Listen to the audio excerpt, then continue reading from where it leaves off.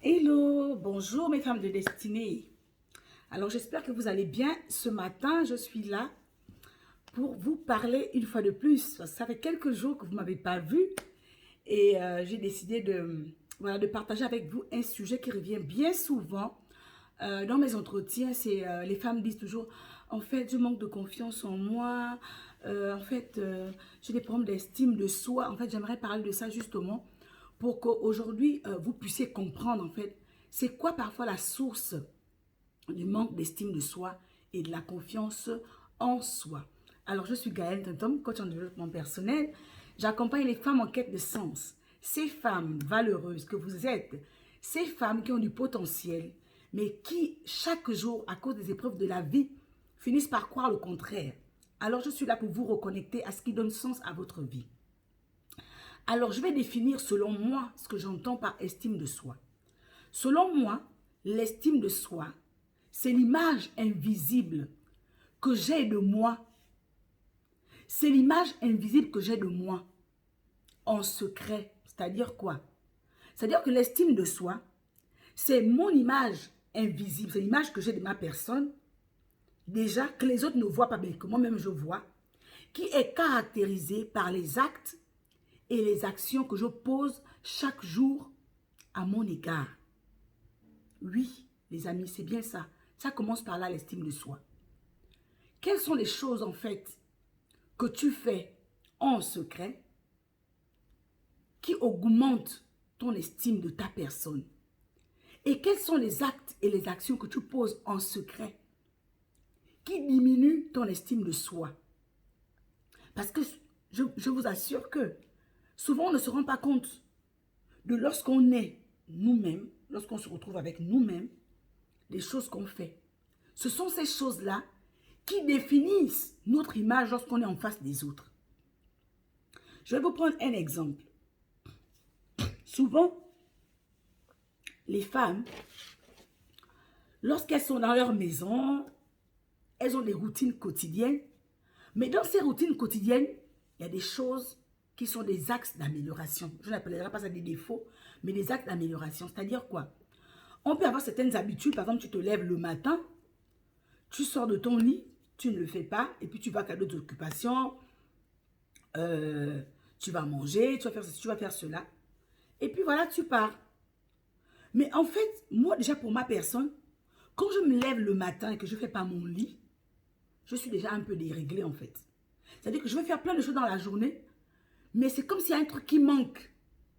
Et donc aujourd'hui, je sais que pour bien me sentir dans la journée, en fait, ma journée est faite d'étapes. Quand je me réveille, qu'est-ce que je fais? Je commence par faire ça. Ensuite, je fais ceci. Ensuite, je fais cela. Ces choses paraissent tellement simples, mais elles ont tout leur sens. Parce que tout être humain doit avoir des routines, en fait. Et ce sont ces routines qui renforcent, en fait, ton bien-être, ton état psychologique dans la journée, qui te donne soit une énergie positive, ou du moins ce qui diminue ton énergie, qui te donne une énergie négative. Donc, c'est ça l'estime de soi, ça commence par ça. Quelle est l'image invisible que tu as de ta personne, que tu manifestes dans le secret, par des actes et des actions que tu poses, et qui définit cette image que tu renvoies lorsque les gens te voient. Je vais prendre un exemple. Lorsqu'une femme va à une cérémonie, elle fait le choix de ses vêtements. Et lorsque le choix de ses vêtements est en cohérence avec son émotion du jour, elle sera la plus belle de la cérémonie, même lorsque sa tenue n'est pas jolie. Mais par contre, si dans le choix de ses vêtements, il y a des choses qui ne sont pas alignées en fait. Elle se dit, non, j'aurais voulu avoir tel genre de boucle d'oreille, avec tel genre de couleur de chaussures. Si ça ne va pas ensemble, lorsqu'elle-même réalise en fait que le choix qu'elle a eu à faire n'est pas en cohérence avec ce qu'elle veut montrer, lorsqu'il ira à la cérémonie, en fait, c'est ça que les autres vont percevoir. Pourquoi? Parce que c'est ça qu'elle a déjà à l'intérieur d'elle. C'est ce qu'elle se disait déjà. Qu'en fait, je vais à cette cérémonie, mais bon, la robe que je vais porter, elle n'est pas vraiment celle que j'aurais aimé avoir. Les boucles d'oreilles que j'ai, en fait, ne reflètent pas exactement ce que je voulais avoir. Et donc, du coup, c'est cela que les autres vont percevoir. Parce que lorsqu'elle va aller à la cérémonie, elle ne sera pas très en harmonie dans son état psychologique Et donc, du coup, elle aura du mal à se mouvoir pendant la cérémonie. C'est ça aussi l'estime de soi. Prendre soin avec exactitude des choses que l'on met en place pour se valoriser, pour se sentir bien et pour vraiment avoir l'air d'exister et d'être la meilleure version de soi. Ça passe également par ça, l'estime de soi. L'estime de soi ici, c'est quoi aussi? L'estime de soi, c'est également savoir que dans la vie, on a besoin de s'actualiser. Dans la vie, on a besoin de remettre les choses en état de neuf. Ça veut dire quoi? Souvent, on s'encombre de plein de choses qui n'ont pas de sens, qui n'ont pas leur place là, mais ces choses, on les garde là. Mais on oublie que dès lors qu'on garde des anciennes choses avec nous, on aura du mal à vouloir avoir de nouvelles choses. C'est comme les connaissances. Lorsque vous êtes allé à l'école, vous avez eu des diplômes, vous êtes dans le monde du travail, ça fait 1 an, 2 ans, 3 ans, 4 ans, 5 ans, 6 ans. Vous n'êtes pas reparti faire une nouvelle formation pour essayer d'actualiser vos compétences. Vous avez l'impression en fait que vous connaissez, mais en réalité vos connaissances deviennent obsolètes. Oui, parce qu'avec le temps, il y a des nouvelles choses qui se mettent en place, il y a des nouvelles choses qui reviennent. Et dès lors que vous n'allez pas au contact de ces nouvelles choses, vous ne vous actualisez pas, vos connaissances deviennent, je peux dire, vieilles. Et en réalité, vous êtes bien à mettre au rébut en fait, à la poubelle. Mais quand vous prenez conscience que l'être humain, tant qu'il vit, il doit s'actualiser, aller vers des nouvelles choses, aller connaître de nouvelles choses. En termes de compétences, aller chercher de nouvelles choses. Vous mettez du neuf. Et lorsque vous mettez du neuf, vous avez l'impression de revivre en fait. Parce que l'être humain a besoin d'aller au contact de nouvelles énergies, de nouvelles connaissances, de nouvelles choses. C'est comme les femmes. Les femmes ont plein de choses dans leur placard qu'elles ne portent plus depuis des années, qui ne leur servent à rien, mais les armoires sont remplies. Vous savez, un jour, j'avais décidé, il y a 4 ans, de faire du nettoyage dans ma garde-robe. Parce que j'avais réalisé qu'il y avait des choses que j'achetais parfois, qu'au départ, je voulais avoir et que finalement, je n'avais même jamais porté. Donc, j'ai ouvert mon placard. J'ai commencé à sélectionner, premièrement, des choses que j'avais achetées que je n'avais jamais portées. Je les ai mises de côté. J'ai sélectionné, deuxièmement, des choses que j'avais déjà portées, que j'aimais encore, mais qui ne m'allaient plus. Mais qui étaient dans mon placard, je les ai pris, je les ai mis de côté. Troisièmement, j'ai pris des choses qui étaient délavées. Parce que parfois, on a des choses depuis des années qu'on aime, qui sont à l'usure, mais on continue de les garder et de les porter. Donc, j'ai décidé de faire ce nettoyage. J'ai pris des choses qui étaient, tout ce qui était délavé. J'ai pris, j'ai mis de côté. Troisièmement, j'ai pris des choses que j'avais mis de côté parce que j'espérais encore un peu perdre de poids pour les porter alors qu'elles étaient là et je ne pouvais plus les porter en fait. J'avais taille 40 que je gardais encore des choses de taille 38 en espérant faire un régime pour pouvoir reporter ces choses-là. Elles me prenaient de la place dans le placard. Je les ai pris, je les ai mis de côté. Cinquièmement, on a souvent des choses qu'on aime tellement qu'on n'est pas prêt à partager. J'ai décidé aussi de prendre dans des choses que j'aimais, que je n'étais pas prête à partager. J'étais prête à prendre certaines de ces choses pour les partager, pour les donner aux autres, pour voir ce que ça allait faire en fait. Donc j'ai pris ces 5 catégories de choses-là. Des choses qui encombraient mon placard, que j'avais achetées, que je n'avais jamais portées. Des choses qui ne m'allaient plus, qui étaient taille 38, alors que j'étais taille 40, j'allais vers le taille 42. Je les ai pris, je les ai mis de côté. Des choses qui étaient délavées, que je continuais à porter, mais qui ne me valorisaient plus. Je les ai pris, je les ai mis de côté. Et j'ai osé prendre dans mon placard des choses que j'aimais, que j'avais achetées parce qu'elles me plaisaient, que je voulais également partager pour voir ce que ça allait faire. Je vous assure que cette expérience a été un miracle pour moi. Lorsque j'ai pris toutes ces choses, j'ai pris des vêtements, j'ai pris des sacs, j'ai pris des chaussures et j'ai appelé des gens et je m'en suis débarrassée en fait. C'est une expérience que je voulais vivre. je m'en suis débarrassée. Mais je vais vous dire, qu'est-ce qui s'est passé dans ma vie? C'est simplement waouh. Lorsque vous avez des choses qui sont vieilles, qui vous encombrent, vous n'allez jamais expérimenter le miracle de saisir de nouvelles choses. Vous n'allez jamais expérimenter le miracle d'acquérir de nouvelles compétences. Vous n'allez jamais acquérir des choses qui vont vous être waouh en fait. Parce qu'en fait, vous avez peur de perdre certaines choses. Parce qu'en fait, vous vous dites que en fait, ces choses-là font de la place. Ces choses-là vous prennent de la place alors qu'elles n'ont pas raison d'être. Débarrassez-vous les femmes de destinée. Débarrassez-vous de ces choses pour faire du neuf. Non seulement dans votre esprit, dans votre âme et dans votre corps. Parce que dès lors que vous avez des vieilles choses, ces choses n'augmentent pas votre estime de soi. Parce que je vous assure que ça n'a l'air de rien, mais ça a tout un sens. Je vais parler de quelque chose de sensible par rapport aux femmes. Moi, personnellement, je l'ai expérimenté.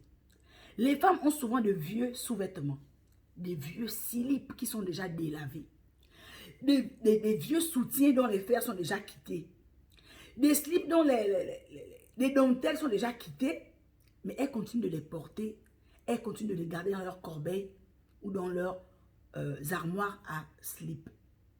Mes femmes de destinée, l'estime de soi commence par là. L'estime de soi va de ça.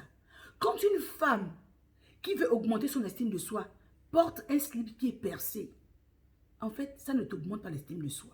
Ça te dévalorise. C'est vrai que les gens ne te voient pas.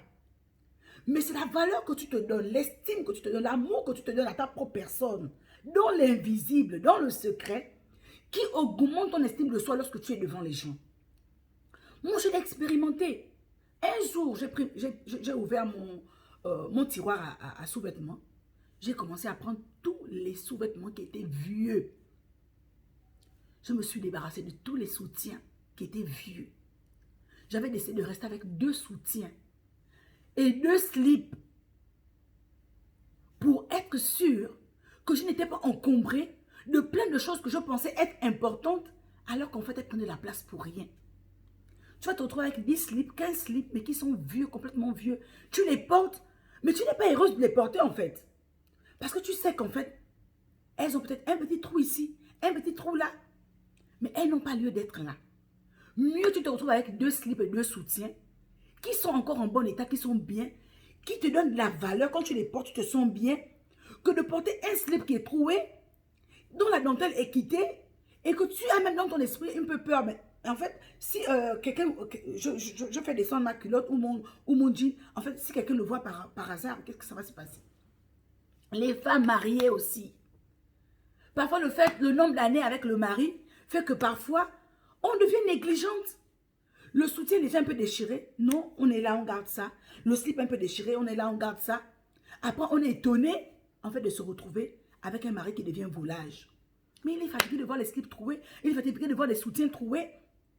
Femme de destinée, débarrassez-vous de tous les slips troués. Débarrassez-vous de tous les slips délavés. Débarrassez-vous de tous les soutiens, toutes ces choses, en fait, qui sont dans vos maisons, qui encombrent vos placards, mais qui n'ont pas lieu d'être. J'ai fait cette expérience et je vous dis que dès lors que j'ai fait cette expérience, j'ai vécu un miracle financier déjà et un miracle qui venait de toutes parts que je n'avais jamais imaginé si je n'avais pas fait du vide dans mon placard. Une semaine après, il y a une amie qui m'appelle. « Oh, Gaëlle, j'ai pensé à toi et tout. Je viens chez toi. » Elle vient chez moi avec un sac, je vous assure. Un sac, une semaine après que j'ai fait ce vide là dans mon placard et dans toutes ces choses qui m'encombraient, qui n'avaient pas de sens. Elle vient avec un sac chez moi. Gaëlle, voilà ce que je t'ai apporté. Lorsque j'ouvre le sac, femme de destinée, des vêtements neufs, des tenues d'une valeur inestimable, qui avait encore des étiquettes. Parce que cette amie, en fait, elle faisait du commerce. Et donc, dans ses stocks, il y avait des invendus. Elle m'a amené, elle me les a donnés gratuitement.